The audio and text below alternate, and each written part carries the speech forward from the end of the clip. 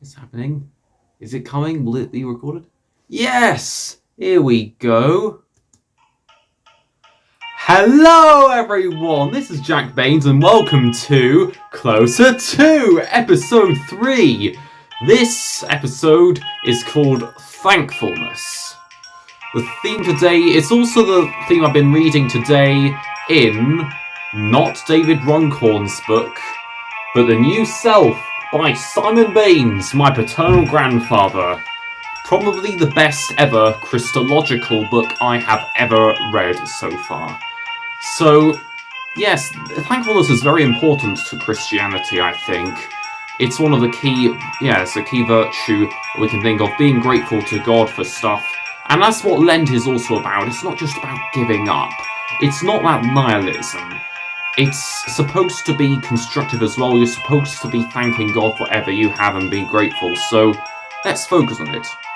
So, one particular key Bible verse we can start from is what he mentions, 1 Thessalonians 5 verse 18. Be joyful always, pray continually, give thanks in all circumstances. Quite simple, but quite pithy as well. It's a sense of just carrying on that joy and really, just really looking to God and looking on the positives. The great thing about having my grandfather's book in progress is he loves his literature. He's not just a writer, he's also a poet. He loves his literature to such an extent. So he's mentioned quite a few literary sources and poems around in here. So in this chapter, he's mentioned George Herbert. In fact, that's how he starts the chapter. Thou that hast given so much to me, give one thing more, a grateful heart. And in fact, that was a poem called Gratefulness. At the bottom of page 27, he writes, he quotes William Cowper.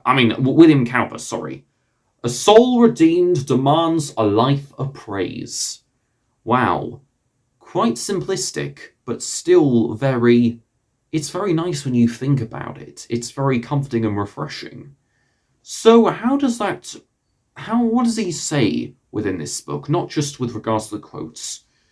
One thing I like to mention is the way he starts off in his own way. He writes, I have an adequate income, a pleasant house in a pleasant town, a garden, an allotment, a car, television, computer, and the rest. I mean, that makes complete sense. Just by living in Oxfordshire, he is already living like a nobleman. Yes, Tame is probably one of the most peaceful towns you could possibly come to. There's such a sense of peace. Like, a year ago, we celebrated Dad's 52nd birthday. We went up to see his parents in Oxfordshire, and it was the peacefulness, getting away from the bustling excitement and, how crowded East London can be, getting out of that into, the country. It was just an amazing experience. Lovely sunny day, a bit like, kind of this one. The point is, he's had a lot to be thankful for, I think.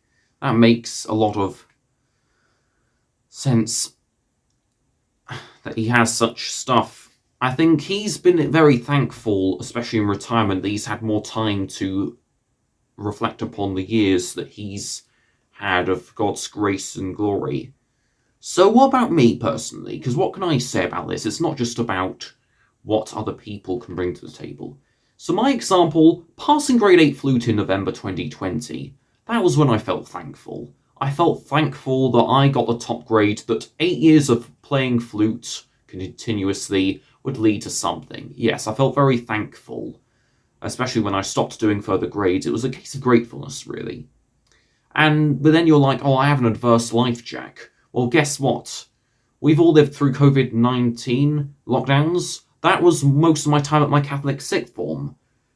And yet, despite all the difficulty, I was still thankful for what they could teach me. They taught me huge life lessons on how humility could link to education in ways that weren't taught to me before. And I was also, despite all the lockdowns and the difficulty teaching, I was also thankful that despite all of that, they still helped me achieve A-star AA in A-levels.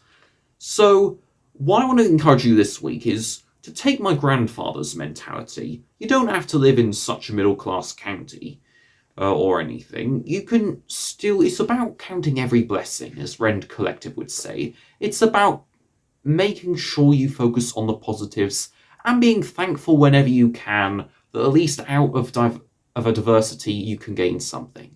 Thank you so much. Sorry for going over time a little bit, but I hope it was worth it.